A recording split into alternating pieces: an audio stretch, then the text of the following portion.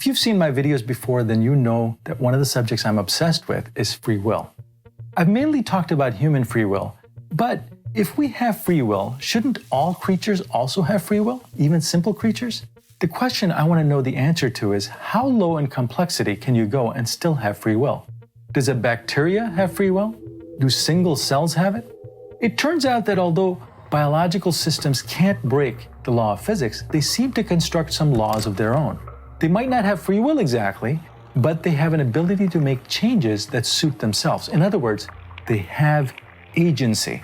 Animals seem to do whatever they damn well please. Is there a method to the madness? Is there a driving force for their actions? What do we know about agency in living systems? That's coming up right now.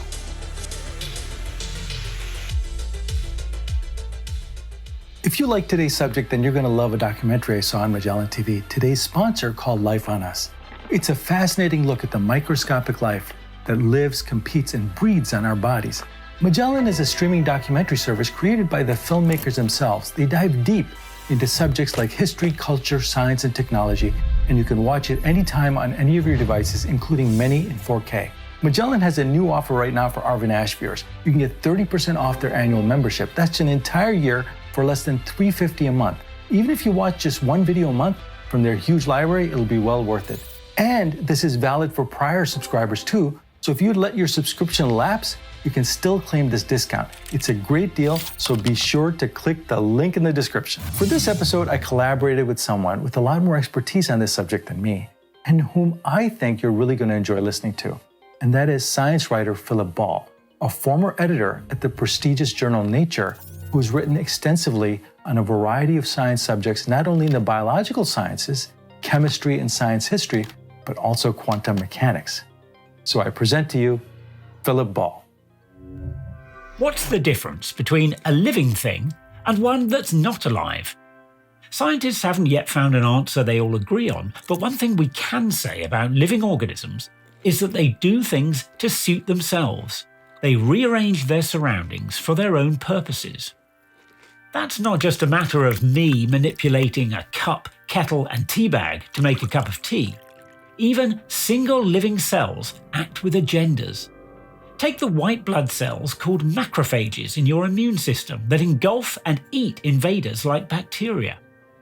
Under a microscope, you can watch a macrophage chase a bacterium across the slide, switching course this way and that as its prey tries to escape, before finally catching the rogue microbe and gobbling it up. This might sound like an anthropomorphic way of describing a biological process. After all, single cells don't have minds of their own, so can they really have goals? Biologists often insist that cells and bacteria aren't really trying to do anything. In the end, they say, it all comes down to genes and molecules, chemistry and physics, events unfolding with no aim or design, but which fool our narrative-obsessed minds. Yet our sense that the macrophage does have a goal and a purpose isn't just a story that we ourselves create. After all, cells like this exist precisely to conduct this kind of seek and destroy mission.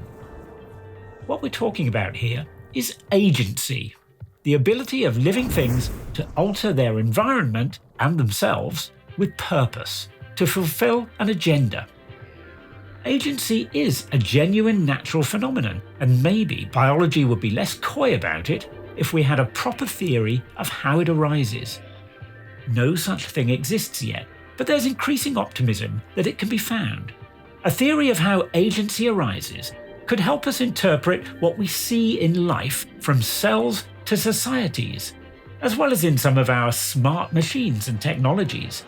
It might even help us to understand what free will can and should mean. Agency supplies what genetic hardwiring cannot. It's just not feasible to program complex living organisms for every situation they might encounter. Often they have to make choices in response to new and unforeseen circumstances.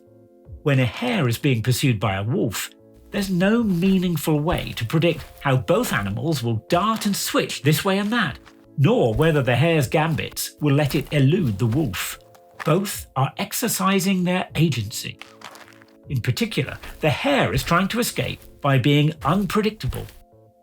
An organism that reacts differently in seemingly identical situations stands a better chance of outwitting predators. That can also be a good way to search for food when you have no idea where it might be. You don't even need a mind to be unpredictable. Take the ciliate, a single-celled aquatic organism that attaches itself like a sea anemone to surfaces. Disturb a ciliate with a jet of water, mimicking the encroachment of a predator, and it may sometimes react by contracting, and sometimes by detaching and floating away, with unpredictable, roughly 50-50 odds. Evidently, you don't even need so much as a nervous system to get random. It's in selecting from this range of behavioural choices that true agency consists. That selection is goal-motivated. An organism does this and not that, because it figures this would make it more likely to attain its desired outcome. The choices we humans make might be carefully deliberated. We contemplate the imagined future scenarios if we do this or that, involving our internal mental models of how the world works and of our position within it. This ability is what we experience as free will, although, of course, is far from free of all kinds of constraints, our memories, emotions, social conditioning, not to mention the laws of physics. But if we're going to ascribe agency to cells and ciliates, we can't make it depend on such elaborate cognitive resources. And so we need to ask, what fundamentally is choice all about? In the mid-19th century, the Scottish physicist James Clerk Maxwell imagined a very simple scheme for how an agent could achieve a different outcome from the one the world would otherwise spontaneously produce. Scientists at that time had figured out that all spontaneous change in the universe is governed by the second law of thermodynamics, which states that change must lead to an increase in overall entropy, loosely speaking, in the overall amount of disorder among its constituent particles. It's because of the second law that heat moves spontaneously from hot regions to colder ones. In 1867, Maxwell suggested there might be a loophole in the law that prevented this inevitable slide towards disorder. He imagined an ingenious microscopic being, later called a demon, that operates a mechanism to sift hot from cold particles in a gas confined within a box. The demon would let the molecules pass selectively through a trap door in a wall dividing the box in two so as to gather the hot, faster-moving particles on one side and the cold, slower particles on the other. The second law says this segregation of hot and cold should never happen of its own accord. But the demon conquers that thermodynamic decree by gathering microscopic information about the particles' motions, information we could never hope to perceive. In doing so, the demon exhibits agency. It has a goal and uses the information it gathers to achieve it. Now, the demon can't really defeat the second law, or at least not forever. To use the information it gathers about particles' motions, the demon has first to record them in a memory of some kind. But any real memory will eventually fill up, and a box of gas contains a lot of molecules. So the memory has to be wiped every so often to make room for new information. That erasure, it turns out, produces entropy. So all the entropy lost by separating hot from cold is recouped by clearing the demon's memory.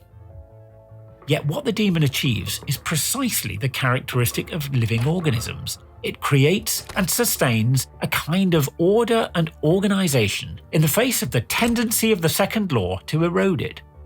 So what we need to fully understand biological agency, say complex systems theorist Stuart Kauffman and philosopher Philip Clayton, is a theory of organisation. That doesn't really exist yet.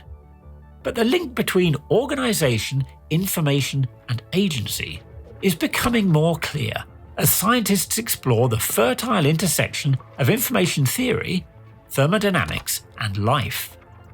In 2012, Suzanne Still of the University of Hawaii, working with Gavin Crooks of the Lawrence Berkeley National Laboratory in California and others, showed that any entity with a goal, like a cell, an animal, or even a tiny demon, needs to have a memory if it is to work efficiently without wasting energy. The agent can use its memory to store a representation of the environment, a kind of simplified model of how the world around it works, which it can then draw upon to make predictions about the future.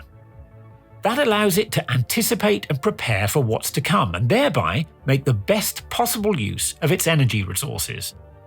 Using energy efficiently is a prime goal in evolutionary biology. An organism that wastes less energy must devote less time to acquiring it by finding food, say. But Maxwell's demon is aware of events at the molecular level that no living organism can hope to access. And this is what permits it to take control of what looks to us like a random mess of moving particles. How can your goal be best achieved?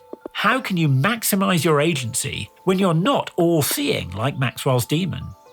Most real systems, especially biological ones, are forced to operate on partial knowledge, and so they need to make inferences, guesses, and assumptions. Still, Crookes and their colleagues found that in this case, energy efficiency depends on an ability to focus only on the information that is most useful for predicting what the environment is going to be like moments later, and filtering out the rest. In other words, it's a question of identifying and storing meaningful information, that which helps you attain your goal. The researchers showed that the more useless information the agent stores in its memory, the less efficient its actions. In short, efficient agents are discerning ones.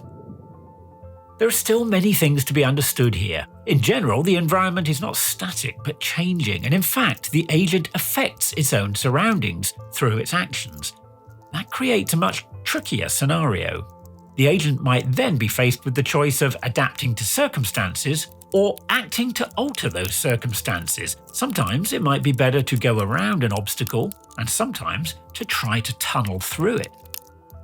What's more, taking action is only effective when the environment can accommodate that change. There's little point in trying to do something faster than the surroundings can respond. If you stir a cornstarch slurry too fast, it just goes stiff as the grains jam against one another. They don't have time to move out of each other's way. And in real life, agents might have to find good compromises between several perhaps conflicting goals. And how anyway does an agent find a good strategy for achieving its goals? Well, this might be easier than it appears. Some scientists have shown that the agency required to solve apparently complex problems can emerge from strikingly simple behavioral rules.